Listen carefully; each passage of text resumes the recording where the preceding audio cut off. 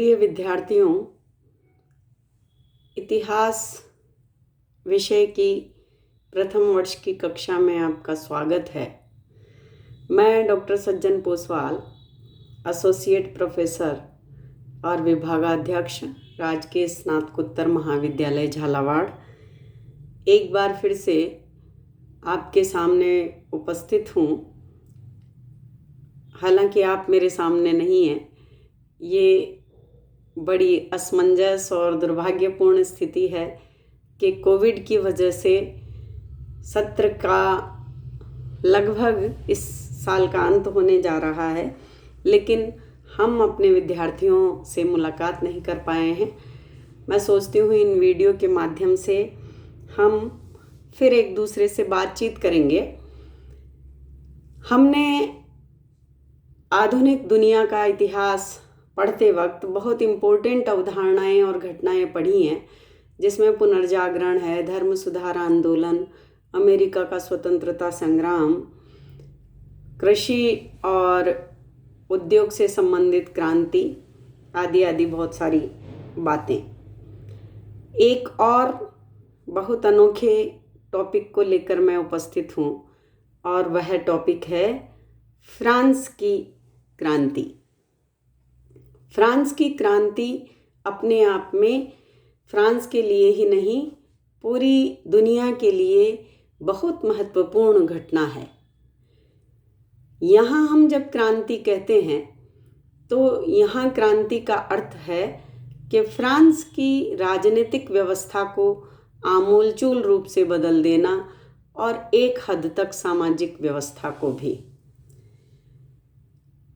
17वीं 18वीं शताब्दी में दुनिया के तमाम देशों की तरह फ्रांस में भी जो शासन प्रणाली थी वह राजतंत्रीय शासन प्रणाली थी। राजाओं का वहाँ शासन हुआ करता था, बोर्बा वंश के राजा होते थे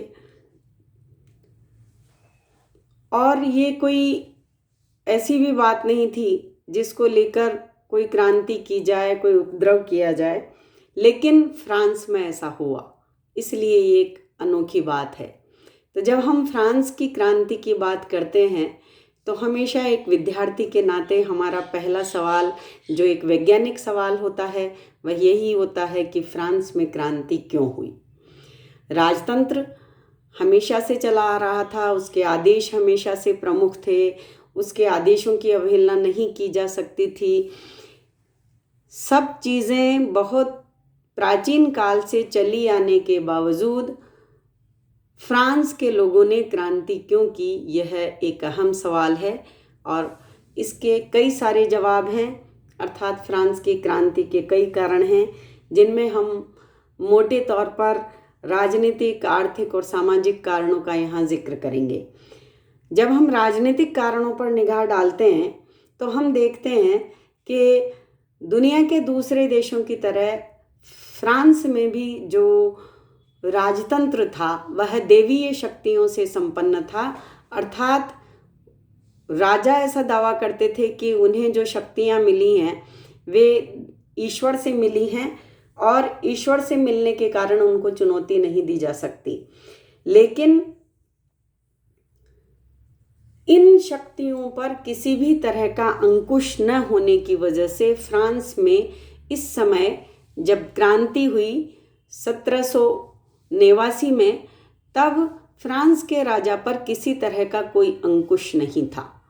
अंकुश नहीं था यहाँ तक भी ठीक है, किसी भी राजतंत्र में अंकुश होना ज़रूरी नहीं होता है, लेकिन अंकुश न होने की वजह से फ्रांस का राजा लगातार अपनी शक्तियों का इस मायने में दुरुपयोग कर रहा था कि वह जन कल्याण से, जनहितों से दूर था। जितनी राज्य की संपत्ति थी, ऐसा लगता था मानो वह राजा के ही भोग विलास के लिए बनी है। वह जिस भव्य राजमहल में रहता था, जो वर्साय के राजमहल के नाम से जाना जाता था, उसका खर्च 2 करोड़ था और ऐसा कहते हैं कि 16,000 सेवक उसकी सेवा में उस वर्साय के राजमहल में रहते थे। तो इतने हम देखेंगे कि फ्रांस की जनता की स्थिति बहुत ख़राब है, आर्थिक दृष्टि से दयनीय है और फ्रांस का राजा भव्य विलासिता का जीवन जी रहा है। वही नहीं, उसके रिश्तेदार भी दूर दूर के, वही नहीं, उसके प्रशासनिक अधिकारी भी भोग विलास का जीवन जी रहे थे। और फ्रांस की जो जनता है वह रोटी के लिए मोहताज थी। तो ऐसी स्थिति में फ्रांस में राजनीतिक तौर से जनता में धीरे धीरे असंतोष बढ़ने लगा। वहाँ की जो प्रशासनिक व्यवस्था थी उसमें भी कई सारे दोष थे और उन दोषों की वजह से वहाँ का सामान्य प्रशासन भी चलाना मुश्किल था। जैसे वहाँ जो विभागों का बंटवारा किया गया था वो बहुत अतार्किक था। 40 सरकारें अर्थात 40 प्रांत थे। जो लोग वहाँ नियुक्त थे शासन चलाने के लिए वे वर्साई में भोग विलास का जीवन जीते थे। उनका प्रशासनिक देखभाल से कोई ज़्यादा मतलब नहीं होता था और स्थानीय स्वशासी संस्थाओं का अभाव सबसे बड़ी समस्या थी फ्रांस की जनता के लिए, क्योंकि स्थानीय स्तर पर जो छोटी छोटी समस्याएं होती थी, प्रॉब्लम होती थी, उनके लिए भी उन्हें केंद्रीय सरकार से स्वीकृति लेनी पड़ती थी। हम इसको यूँ समझ सकते हैं कि मान लीजिए फ्रांस के किसी भी गांव में नाली की समस्या हुई या कोई पुल बारिश में टूट गया, तो उस पुल को ठीक कराने के लिए भले ही बारिश है, भले ही लोग उसको क्रॉस करके अपनी ज़रूरी काम से दूसरी तरफ नहीं जा सकते, लेकिन वो ठीक तभी होगा जब उसकी लिखा पढ़ी करके उस पुल की अनुशंसा केंद्र सरकार से आएगी। तो प्रशासनिक तौर पर, राजनीतिक तौर पर जिस तरह का जीवन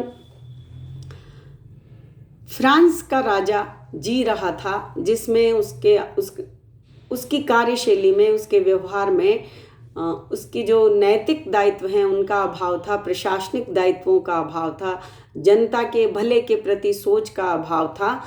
इन सब कारणों से जो राजनीतिक व्यवस्था थी उसको लेकर राजतंत्र के खिलाफ फ्रांस की जनता में लगातार असंतोष बढ़ता जा रहा था।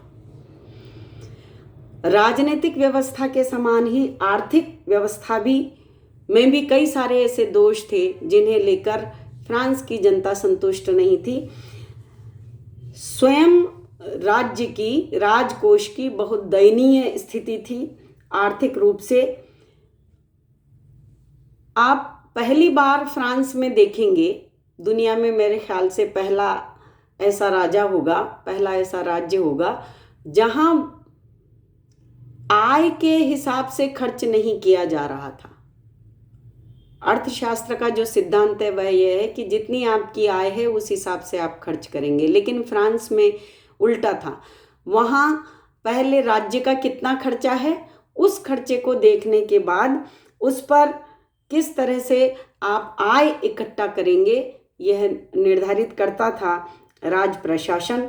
उसका परिणाम ये हुआ कि बहुत ज़्यादा खर्चे होते चले गए और फिर उन खर्चों को चुकाने के लिए राज्य की कोई उतनी आय न होने की वजह से राज्य को कर्जा लेना पड़ता था और कर्जा इतना ज़्यादा बढ़ गया था कि राज्य की आधे से ज़्यादा जो इनकम थी, जो आय थी, वह उसके ब्याज में ही चली जाती थी।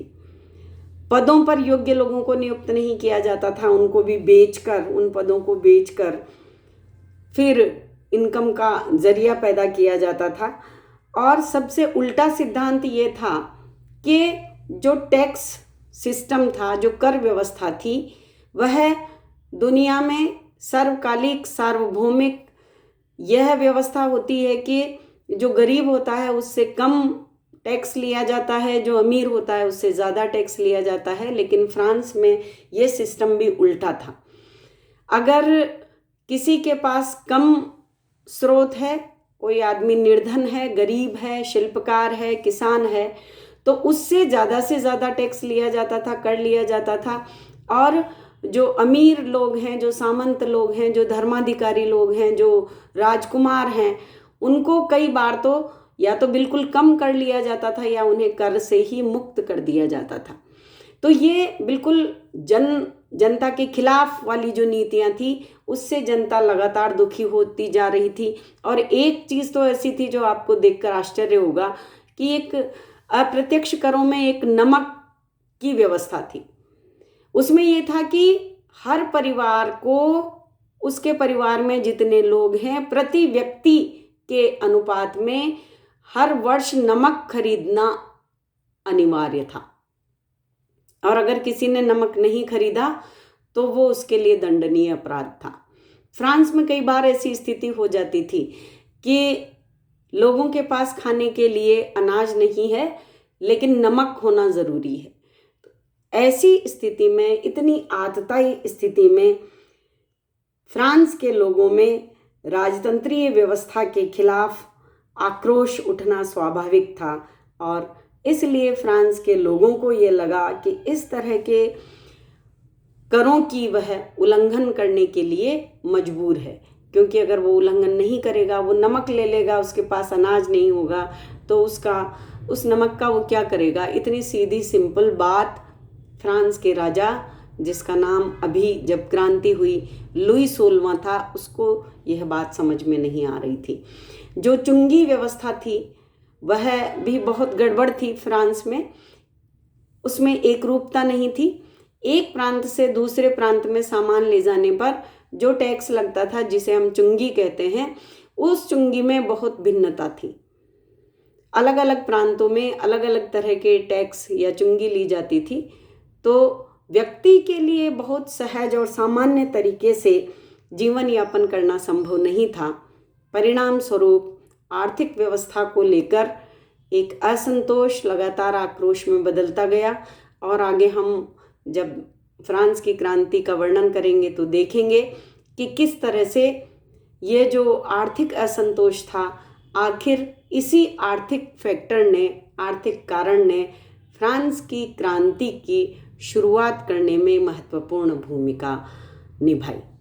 तो यहाँ हमने फ्रांस की क्रांति के दो प्रमुख कारणों को देखा, जिसमें राजनीतिक कारण और आर्थिक कारण प्रमुख हैं। अगली बातचीत में हम फ्रांस की क्रांति के सामाजिक कारणों पर प्रकाश डालेंगे।